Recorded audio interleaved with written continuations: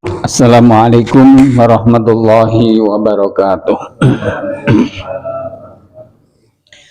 Liridhoillah wa li syafaati Rasulillah sallallahu alaihi wasallam wa ala kulli niyatin shalihah. Al-Fatihah. A'udzu billahi minasy syaithanir rajim.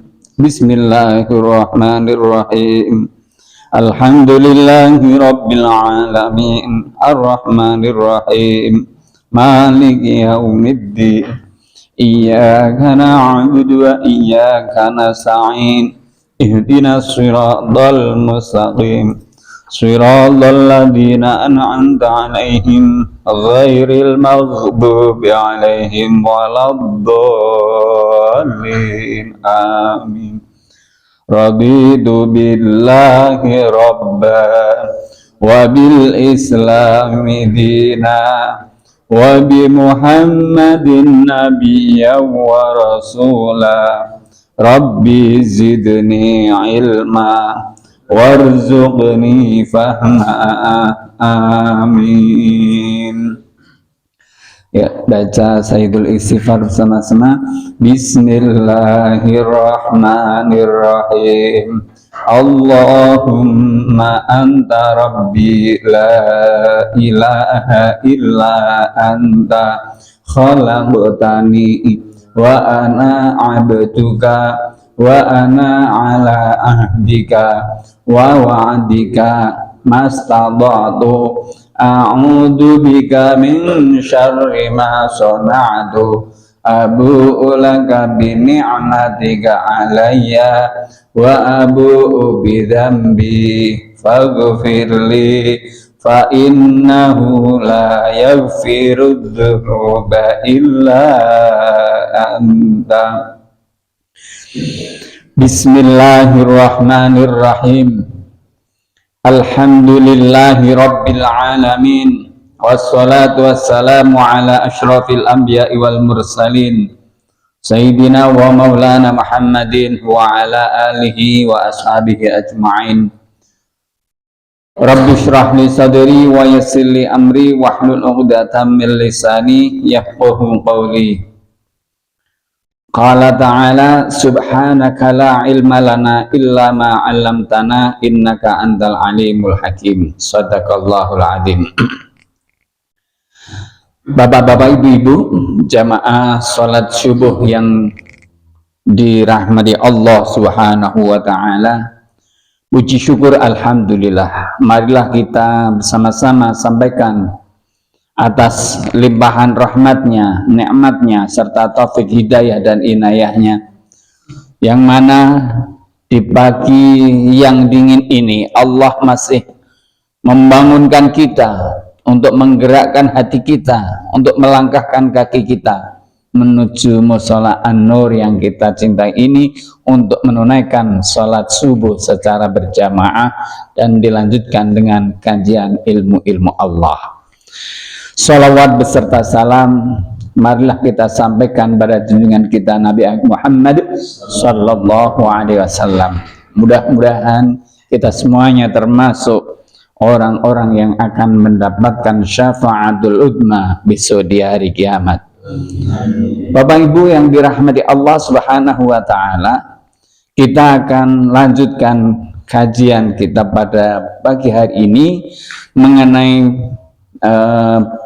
bab zakat, ya, tentang apakah menjadi syarat nisab pemilik harta satu orang. Jadi dikumpulkan beberapa harta kemudian dijadikan satu, apakah itu sudah menjadi syarat atau sudah memenuhi syarat untuk dikeluarkan zakatnya.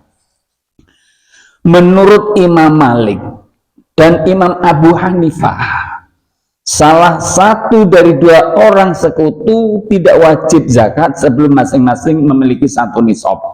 Jadi Imam Malik dan Imam Abu Hanifah tidak, karena itu dihitungnya harus sudah mencapai nisab. Meskipun kalau milik mereka digabungkan menjadi satu nisab, mencapai satu nisab. Jadi umpama syirkah, SIK itu gabungan dua orang memiliki harta katakanlah kemarin satu nisab itu setara dengan 85 gram emas.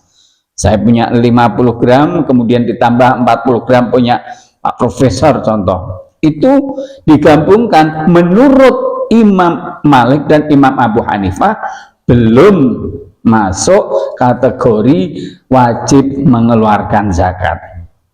Tetapi menurut Imam Syafi'i status hukum harta bersama seperti hukum harta milik satu orang.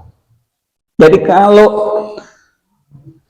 tadi penggabungan dua orang atau beberapa orang, kemudian harta itu dibuat usaha semacam perseroan terbatas, ya usaha bersama, berarti di situ sudah ada apa intinya satu nisab. Nah, dari perusahaan ini kalau sudah mencapai hasil daripada penggabungan tadi, maka menurut Imam Syafi'i harta tersebut wajib dizakati. Ya, menurut Imam Syafi'i. Tapi menurut Imam Abu Hanifah dan Imam Malik tadi tidak wajib. Tapi kalau menurut Imam Syafi'i wajib.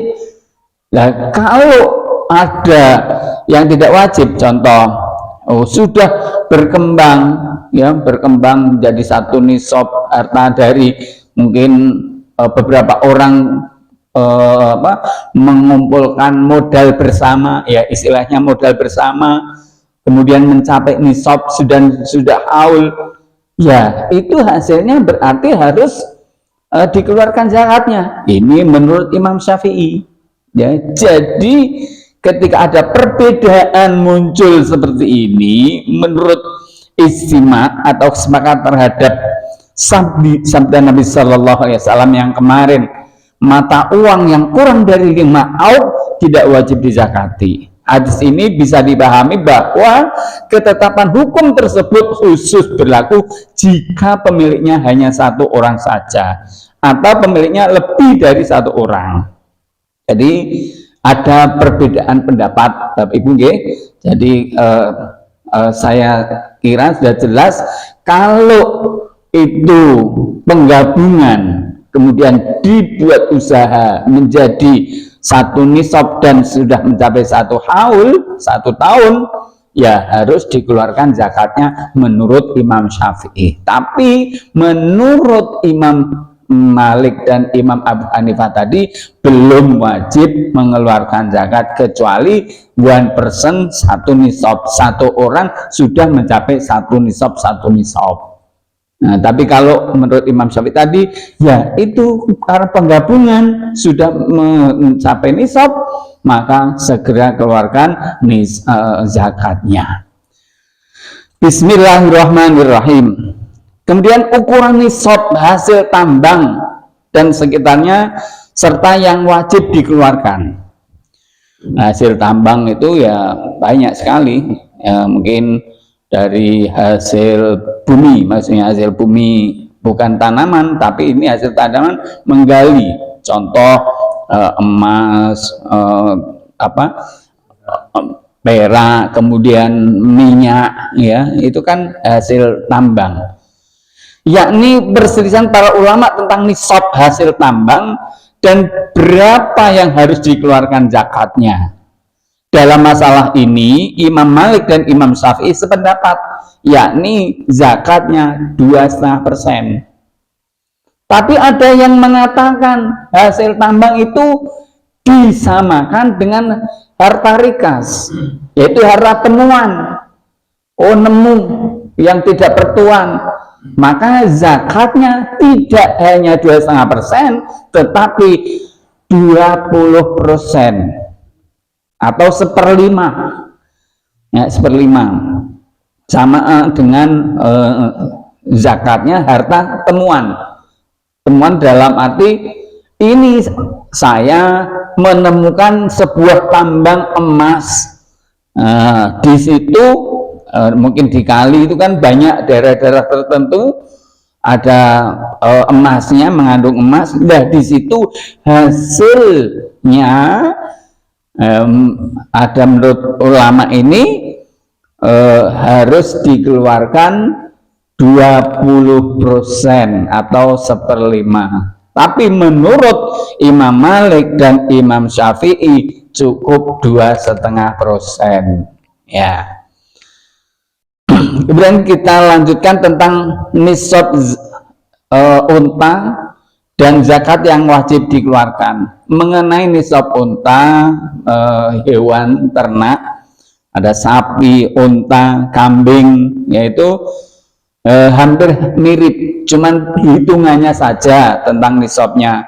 Contoh, kaum muslimin sepakat bahwa setiap 5 sampai 20 ekor 24 ekor unta, zakatnya wajib dikeluarkan 1 ekor kambing. Nah, jadi nanti progresif, ya, bertingkat. Nanti kalau sudah sampai 30 ekor, 40 ekor, 50 ekor, 100 ekor, 120 ekor, nah itu wajib dikeluarkan. Nah itu nanti tergantung. Kalau sudah 120 ekor, ya nanti harus dikeluarkan zakatnya. 1 ekor unta usianya 2 tahun. Nah, umpama seperti itu. Kalau jumlahnya baru 40 ekor, maka dikeluarkan 1 ekor unta, tapi usianya baru 1 tahun. Nah, karena usia hewan binatang ternak antara 1 tahun dan 2 tahun itu beda harganya. Maka di sini sudah ada istilahnya kesepakatan oleh para ulama, kalau seperti itu wajib dikeluarkan zakatnya. Jadi antara unta, kambing, sapi itu hampir mirip, hampir sama. Jadi semacam progresif. Kalau seperti ini nanti bayarnya sekian dan seterusnya. Bapak Ibu yang dirahmati Allah Subhanahu wa taala. Tentang ya tadi kambing, sapi, unta itu hampir mirip, ya. Saya sampaikan secara singkat saja. Kemudian tentang nisab kambing, kambing sama, hampir sama. Ya, kemudian saya sampaikan di sini tentang buah-buahan, ya, biji-bijian serta kadar zakatnya. Bismillahirrahmanirrahim. Para ulama sepakat bahwa kadar zakat yang wajib dikeluarkan pada biji-bijian adalah 10%. Ya, 10% untuk tanaman yang mendapat pengairan dari langit atau tada hujan. Tapi kalau tanaman itu diairi dengan biaya tambahan, contoh padi, sawah itu pakai aliran, harus pakai diesel dan lain sebagainya, harus nimba untuk pengairannya, maka zakat yang wajib dikeluarkan cukup 5%, dan itu dikeluarkan saat panen, tidak menunggu haul. Haul itu 1 tahun, enggak. Begitu panen langsung dikeluarkan zakatnya. Wa atu haqahu yauma hasodi, dan berikan zakatnya pada saat panen. Jadi kalau hari panen ya langsung. Kalau diende-ende nanti sudah ketumpuk butuhan banyak, eman. Maka untuk hasil biji-bijian ini biasanya makanan makanan pokok, ya, kayak padi, kayak kurma, kayak gitu, gandum, ya. Tapi kayak seperti durian, seperti rambutan, nah ini dalam dulu belum ada tanaman-tanaman seperti itu, maka tidak termasuk kategori makanan pokok, ya. Makanan pokok enggak. Tapi kalau itu sebagai makanan pokok, contoh tadi padi, untuk gandum, kemudian kurma, itu termasuk makanan pokok, maka harus dikeluarkan saat panen tiba. Dan tentunya itu tadi sudah ada ukurannya, standarnya. Ketika butuh penyiraman air dari biaya dengan biaya, maka cukup 5%. Tetapi kalau itu mengandalkan air tanda hujan, maka zakatnya sebesar 10%. Bismillahirrahmanirrahim. Dan ini juga ternyata berlaku juga untuk anggur, ya. Anggur apakah itu masuk kategori makanan pokok? Ya, dalam hal ini yakni menghitung nisab dengan menggunakan taksiran, ya. Kalau tidak bisa diukur setelah seperti ini, enggak, tapi dengan menggunakan takaran, bukan menggunakan takaran. Mayoritas ulama boleh menghitung nisab dengan menggunakan taksiran, bukan dengan takaran. Hal ini berlaku untuk kurma dan anggur ketika sudah nampak kepastiannya, dengan tujuan supaya pemiliknya punya kesempatan memakannya sebelum benar-benar matang. Kata Daud Az-Zahiri, menghitung dengan menggunakan taksiran hanya boleh dilakukan terhadap kurma. Kata Imam Abu Hanifah dan kedua muridnya, menghitung dengan menggunakan taksiran itu tidak boleh, dan pemiliknya harus mengeluarkan 10% dari apa yang diperolehnya, baik jumlah itu lebih atau kurang dari taksiran. Jadi ini awangan. Kalau menurut tadi tidak boleh, menurut Imam Abu Hanifah tidak boleh ditaksir. Tapi kalau mayoritas ulama mengatakan boleh ditaksir. Taksiran biasanya kalau 10 pohon kurma menghasilkan sekian kuintal, maka zakatnya ya sekian kilo, kayak gitu. Kalau padi biasanya sekarang ya ditimbang, ya, timbang berapa ton, ini baru dikeluarkan zakatnya sebesar 5% atau 10%, tinggal pengairannya. Nah, demikian juga berlaku dengan anggur. Anggur juga demikian. Ini sebenarnya materi kurang pas dengan kondisi kita saat ini, namun karena ini ilmu, ya sedikit saya sampaikan sebatas untuk pengetahuan. Tapi ketika panjenengan punya sawah di kampung, ya, karena saya lihat, saya tahu orang-orang kota itu biasanya invest sawah di kampung halaman, kemudian panen, ya itu harus dikeluarkan zakatnya. Jangan sampai kita menerima hasilnya terus tapi nggak mau tahu sudah zakat apa belum. Nah, kayak gitu kan, ya. Biar zakat itu sendiri sudah disampaikan di awal, khudz min amwalihim shadaqatan tutahhiruhum wa tuzakkihim biha. Dalam Al-Quran Allah sampaikan khudz min amwalihim, ambil dari harta mereka, shadaqatan, untuk shadaqat, untuk zakat. Saya sampaikan di awal, istilah zakat itu dalam Al-Quran ada infak, ada shadaqah, ada zakat. Maka di situ Allah sampaikan khudz min amwalihim shadaqatan tutahhiruhum, untuk mensucikan, wa tuzakkihim, dan membersihkan biha, ya.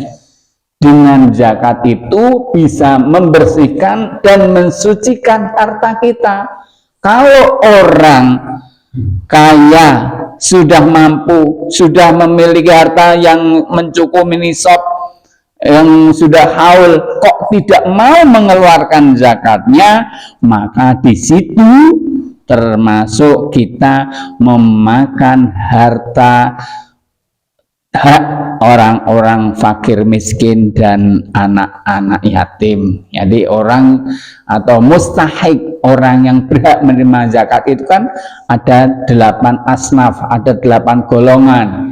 Nah, kalau kita sebagai orang yang dimampukan oleh Allah, kemudian kok tidak mau mengeluarkan zakatnya, maka di situ kita memakan sebagian harta dari mereka, dari orang-orang yang berhak menerima zakat itu. Maka dari itu kita harus lebih hati-hati agar apa yang kita miliki ini, satu, kita bisa membersihkan harta kita.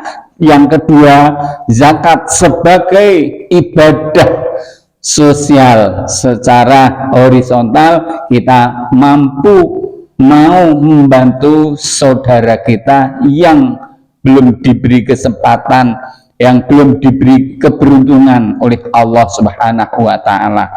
Kalau secara vertikal kita mengikuti, mentaati, karena zakat termasuk rukun Islam, maka jangan dianggap sepele ya.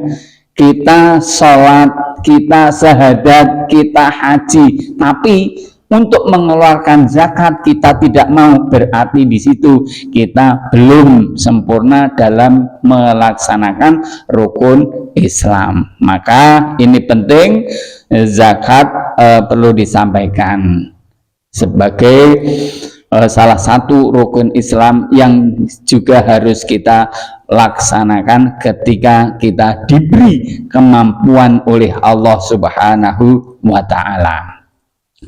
Bismillahirrahmanirrahim.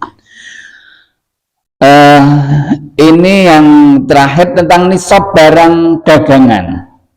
Tentang nisab pada harta-harta berupa barang dagangan, menurut pendapat ulama yang mengatakan ada nisabnya ialah hanya khusus dikenakan pada barang-barang yang dijadikan dagangan.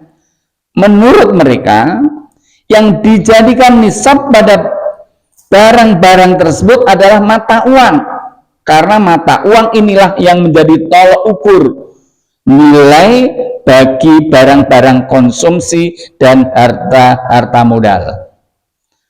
Demikian pula barang-barang tersebut harus genap 1 tahun atau haul, menurut ulama-ulama yang mewajibkan zakat pada barang dagangan. Menurut Imam Malik, jika seseorang menjual barang dagangannya, ia wajib menzakatinya sesudah 1 tahun, sama seperti halnya yang berlaku pada utang. Menurutnya hal itu berlaku bagi pedagang yang membukukan atau mencatat waktu-waktu pembelian barangnya. Jadi kalau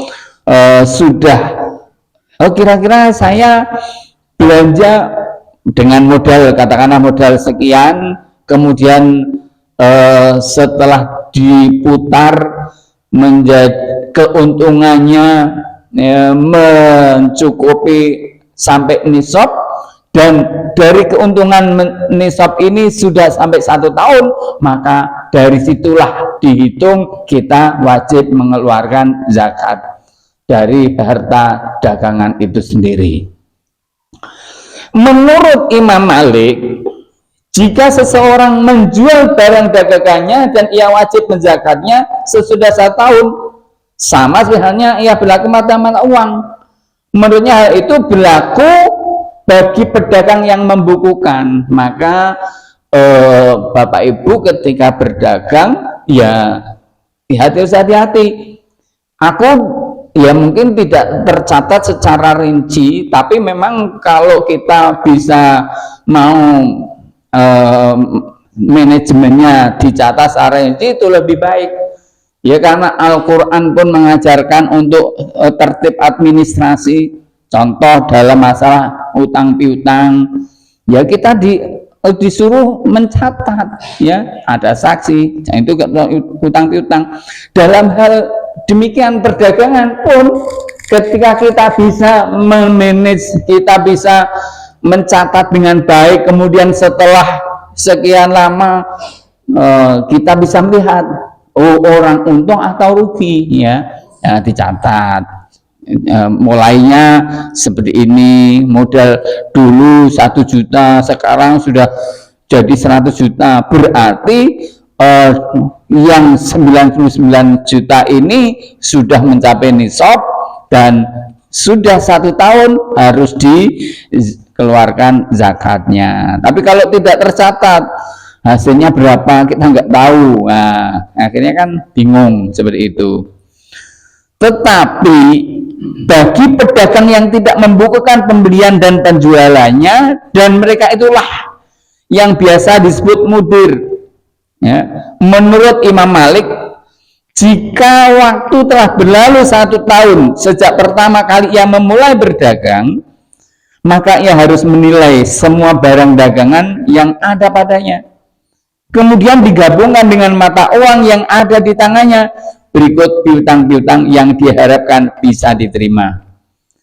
Jika ia tidak mempunyai utang, ini adalah kebalikan pendapatnya tentang utang pedagang selain mudir. Jika hasil penggabungan tersebut mencapai 1 nisab, ia harus membayar zakatnya, terlepas pada tahun itu sudah ada barang yang ia uangkan atau belum, baik barang-barang tersebut sudah mencapai 1 nisab atau tidak. Demikian pendapat yang dikutip oleh Ibnu Al-Majishun dari Imam Malik. Jadi nisab itu bukan sekedar yang sudah jadi uang saja. Contoh tadi, modal 1 juta diputar 1 tahun, ternyata tokonya sudah penuh dan yang sudah jadi uang sekitar mungkin 50 juta, barang dagangnya yang masih ada 50 juta. Oh, berarti di situ sudah mencapai nisab, dan kondisi seperti itu kok sudah 1 tahun, maka orang tersebut, pedagang tersebut sudah wajib mengeluarkan zakatnya. Bukan hanya uang tabunganku 50 juta kok, ya tidak seperti itu, termasuk hasil yang masih berupa barang yang belum terjual, termasuk oh ya kemarin si fulan pinjam saya sekian, utang belum bayar sekian, itu sudah termasuk hasil daripada perdagangan itu, dikurangi modal yang ada. Kalau sudah mencapai sekitar 85 gram emas, ya dikonversikan seperti itu, maka di situ harus dikeluarkan zakatnya. Ibnu Al-Qasim juga mengutip pendapat dari Imam Malik, jika pedagang tersebut tidak mempunyai uang tunai sementara ia berdagang dengan barang dagangan, maka terhadap barang-barang dagangan tersebut tidak dikenakan sesuatu apapun. Jadi di antara para ulama ada yang tidak mensyaratkan adanya uang tunai dan juga ada yang menyaratkannya.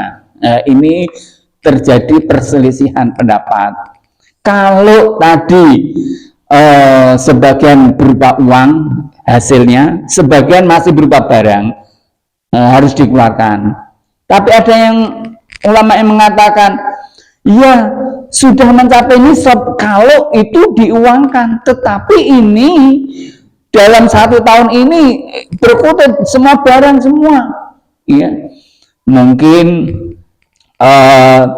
orang jual beli tanah, ya dulu modal 50 juta, sekarang beli tanah, ternyata setelah beli tanah itu mandek, dan ternyata nilai dari tanah itu kalau diuangkan sudah mencapai nisab. Nah, apakah ini harus mengeluarkan zakat? karena orang tersebut tidak mempunyai uang cash, maka ada ulama yang mengatakan ya tidak wajib membayar zakat karena tidak ada uang cash. Nah, ini jadi memang kita belajar perbedaan pendapat dari ulama-ulama ini perlu. Oh iya, saya mengikuti ulama ini aja yang gampang, saya pengen yang hati-hati yuk. Setiap ini saya keluarkan, setiap ini saya keluarkan zakatnya. Ya boleh saja mengikuti siapa.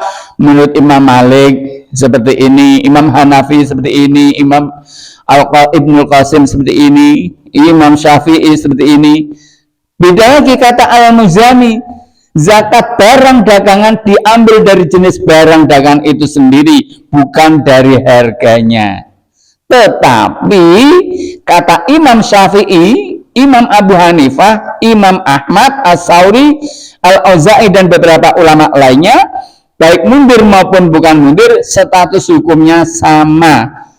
Seseorang yang membeli barang-barang untuk diperdagangkan, kemudian barang-barang tersebut mencapai 1 tahun, ia harus menerimanya dan menzakatinya. Tapi banyak ulama yang menyepakati kalaupun toh tadi belum ada uang cash, ya, karena masih berupa barang-barang belum terjual, ya, ini harus dizakati. Sementara menurut sebagian ulama yang mengeluarkan zakat berdasarkan harga pembeliannya, bukan berdasarkan harga yang berlaku pada waktu itu. Ya, ada ulama yang juga mengatakan saya harus mengeluarkan zakat saat pembelian, bukan harga penjualan. Ada yang mengatakan, loh ini tanah kan sudah berhenti lama, karena memang itu memang dagangan tanah, ya, dagangan tanah naiknya cepat. Ada yang mengatakan harus sesuai dengan nilai sekarang, nilai jual sekarang. Tapi ada yang mengatakan ya dulu belinya berapa, ya pakai itu aja. Orang yang rodok sedikit hati-hati ya untungnya banyak tanah, maka ya dikeluarkan sesuai dengan harga sekarang. Itu kalau nunggu laku. Nah, tapi kalau saya belum laku, nggak ada uang cash sebesar itu, ya harga belinya berapa dikeluarkan dari situ. Yang mana pendapat yang benar? Insya Allah, karena semua itu berdasarkan pendapat para ulama-ulama ahli fikih. Ada Imam Syafi'i, Imam Abu Hanifah, Imam Ahmad, As-Sauri dan lain sebagainya tadi. Alasan mayoritas ulama yang tidak mewajibkan zakat pada mundir karena haul atau jatuh tempo waktu 1 tahun hanya disyaratkan pada barang itu sendiri, ainul mal, bukan pada jenisnya. Tetapi menurut Imam Malik menganggap sama jenis barang dengan barang itu sendiri, supaya kewajiban zakat tidak lepas sama sekali dari mundir. Ketentuan ini seperti ini lebih mirip untuk disebut sebagai ketentuan tambahan daripada disebut sebagai ketentuan yang diambil dari ketentuan yang tetap dalam syariat. Dan inilah yang oleh para ulama ahli fikih dikenal sebagai qiyas mursal. Ya, qiyas mursal, yakni suatu qiyas yang tidak disandarkan pada satu sumber hukum yang telah ditegaskan dalam syariat, tetapi disandarkan kepada suatu kemaslahatan yang sesuai dengan syariat. Sebagai hasil pemikiran, Imam Malik memegang qiyas maslahat ini atau qiyas mursal tadi, meski tidak disandarkan pada sumber-sumber hukum yang ditegaskan dalam syariat. Jadi kalau Imam Malik ya agate piye, ya mursal itu untuk jalan kebaikan, ya. APE piye mengeluarkan zakat harus menunggu laku, atau ya tak dulu waktu belinya seperti ini sekian rupiah, karena waktu beli sudah harga segitu, karena hasil daripada perdagangan dari dulu. Contoh tadi saya contohkan dengan uang 1 juta, kemudian berkembang-kembang sampai hasil yang dihasilkan itu sampai 1 nisab, dan ternyata 1 nisab itu selama 1 tahun belum laku-laku. Nah, ini kan seorang pemilik sudah memiliki hasil tadi, ya tetap mengeluarkan zakatnya. Nah, ini kita mengambil kias maslahat, ya, atau kias mursalah tadi. Jadi amreh api piye, nah saya gitu. Jadi memang Bapak Ibu, kehati-hatian dalam melaksanakan syariat, ya, supaya kita selamat, lebih-lebih dalam masalah zakat. Toh apabila wong iki belum mencapai nisab umpamana, kok memang sudah diberi kecukupan dan berlebih, untuk dikeluarkan zakat, hitung-hitung tidak zakat, mungkin ya infak atau sedekah, satu bisa membantu saudaranya yang memang belum diberi keberuntungan oleh Allah, memberi saudaranya yang memang sangat membutuhkan. Jadi seperti itu. Jadi tidak perlu merengkeng, saya harus patokan ini, ya. Duitku garek semene ora tak zakati sik seperti itu. Nah, kita memang ya satu sisi menjalankan rukun Islam, satu sisi bisa membantu ibadah sosialnya itu loh. Ya, kalau zakat, infak, sedekah, ya, dalam hadis itu disampaikan as-shadaqatu tadfaul bala, ya, daful bala, sing jenenge sedekah iki bisa menggugurkan dari bala atau musibah atau cobaan, ya, ya seperti itu.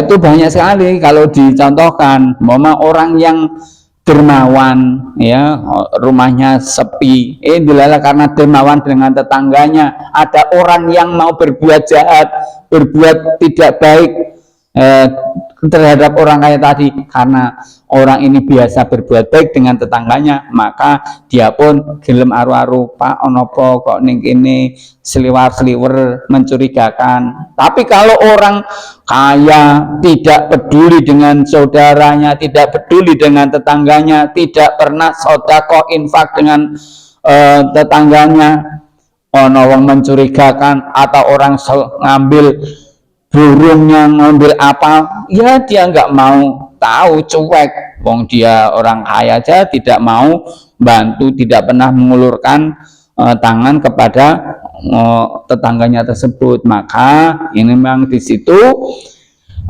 pas apa yang disampaikan dalam Al-Quran, pas dengan apa yang disampaikan oleh Rasulullah SAW.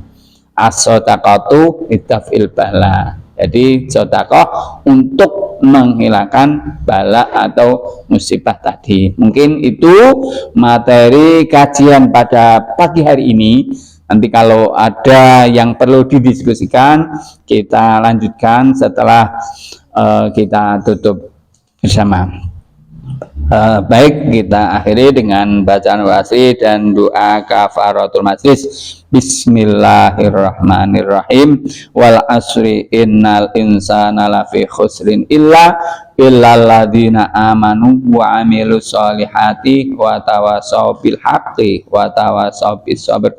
Subhanakallahumma wa bihamdika asyhadu an la ilaha illa anta astaghfiruka wa atubu ilaik. Demikian, mohon maaf atas segala kekurangan. Wallahul muwaffiq ila aqwamit thoriq. Wassalamualaikum warahmatullahi wabarakatuh.